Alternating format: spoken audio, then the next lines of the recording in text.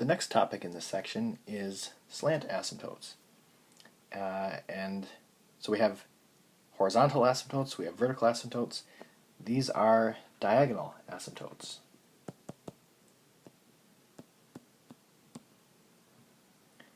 So we actually find these by using long division. And they can occur when the numerator's degree is one more than the denominator's degree. Okay, so the directions for 13 want us to find these slant asymptotes. They also want us to find the vertical asymptotes and then graph it. So first let's find the slant, and to do that I want to solve by long division. So this is going to be, what do I need to multiply x by to get x squared? And that would be x. So x times x plus 2 is x squared plus 2x. Then I'm subtracting these. Negative 3x minus 2x is negative 5x. Bring down my negative 4. What do I need to multiply x by to get negative 5x? And that would be negative 5. And then negative 5 times x plus 2, I get negative 5x minus 10.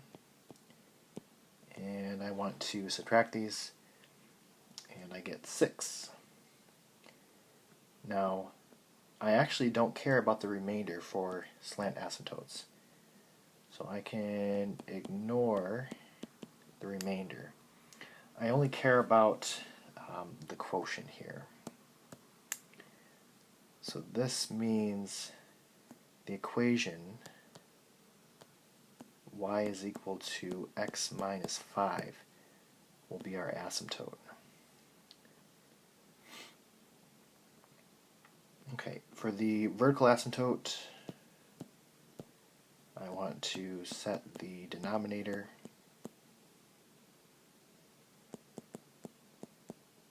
equal to 0. So x plus 2 is equal to 0, and we get x is equal to negative 2. So for my graph, and just a rough sketch is okay. So x is equal to negative 2. That's going to be like right here. And then y is equal to x minus 5. That's going to be like right here.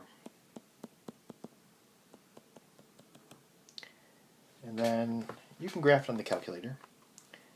So when graphing on the calculator, make sure to put a parentheses around the numerator and the denominator. So x squared minus 3x minus 4 divided by x plus 2.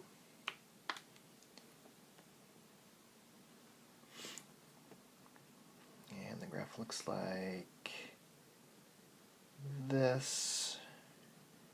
And if you zoom out, so if you press zoom and 3 is zoom out, and then press enter, you can kind of see the other part of the graph is down here. So this really, if you want to see the asymptote on the grid, you can just type x minus 5 under y2, and then it should show you the diagonal line.